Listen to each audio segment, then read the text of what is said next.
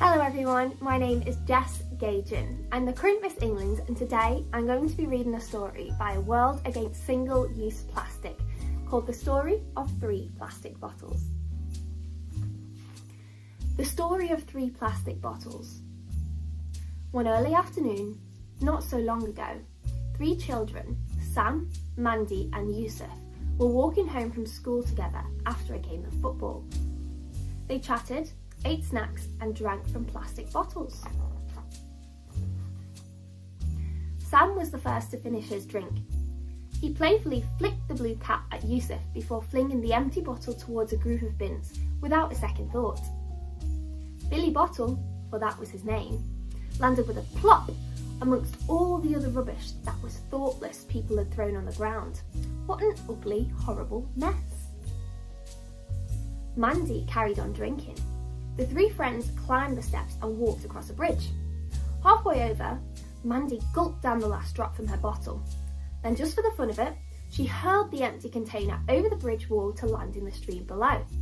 On tiptoes, they watched as her bottle, Bertie, landed with a splosh and joined the masses of other floating rubbish.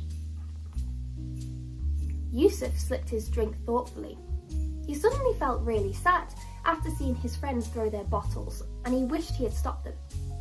When he had finished his drink, he replaced the lid on Bella's bottle and held on to her until he spotted a group of recycling bins on the opposite side of the road.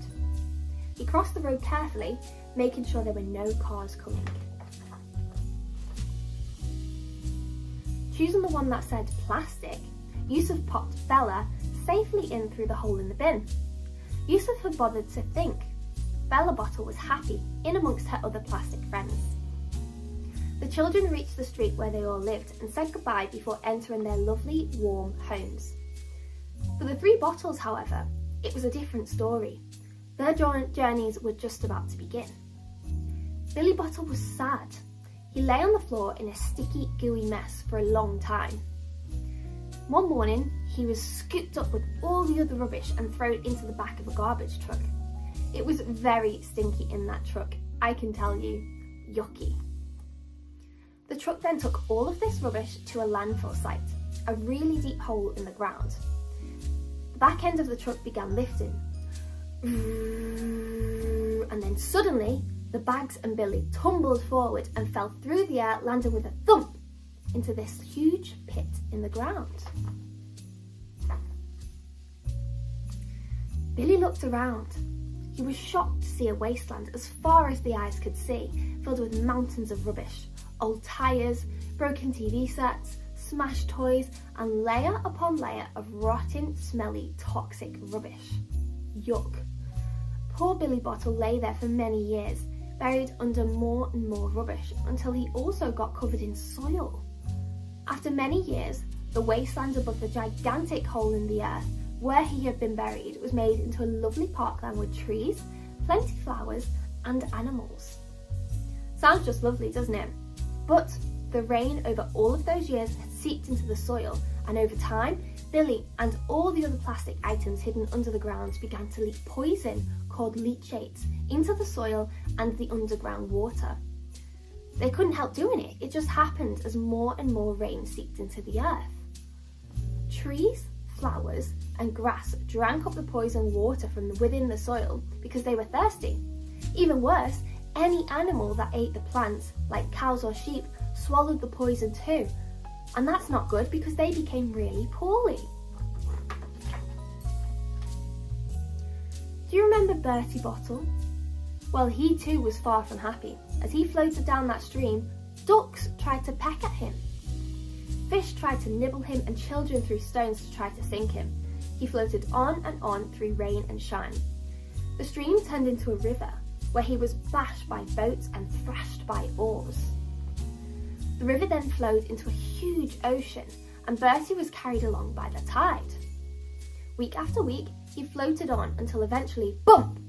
He joined an enormous floating garbage patch, like a gigantic traffic jam of rubbish in the middle of the ocean. This garbage patch was bigger than Australia. Here there were plastic bags, flip-flops, bottles and many other items of plastic that had also floated there after being thrown away by careless people who did not bother to recycle. Bertie floated there for many years in the salty water, and parts of him began breaking off. He noticed that hungry sea creatures swimming past found the plastic rubbish remarkably interesting. Food, they thought. Hooray! But sadly, they were wrong. It definitely was not food. The poor fish and turtles tried to eat bits of the plastic. Some got their heads stuck inside plastic containers, others got their flippers and fins tangled up, and then they couldn't swim. Turtles thought that the plastic bags in the garbage patch were jellyfish and quickly gobbled them up.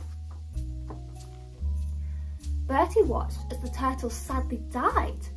They did not have any proper food inside their stomachs, only rubbish. You cannot live on plastic, can you? Over time, Bertie continued breaking up into even smaller pieces of microplastic, which is teeny tiny bits of plastic, too small for our eyes to even see. These two floated in the water and got swallowed by fish. If those fish are then caught by fishermen, they may well end up on your dinner plate. Fishy plastic is not good for you at all, and could even make you poorly. Thankfully, however, there is a happy ending to this sad story, and that's the story of Bella. She was safe along with her plastic friends. They were all collected by the jolly recycling truck driver Bob and taken to the recycling plant. They were sorted, crushed and washed in lovely warm soapy water. Then they were made into all sorts of new and wonderfully exciting things. This is called recycling. Bella Bottle and her friends did no harm at all to our planet. Bella Bottle was enormously proud of this. In fact, she and her friends lived on and on and on because they were made into beautiful bright blue plastic slides and benches for parks.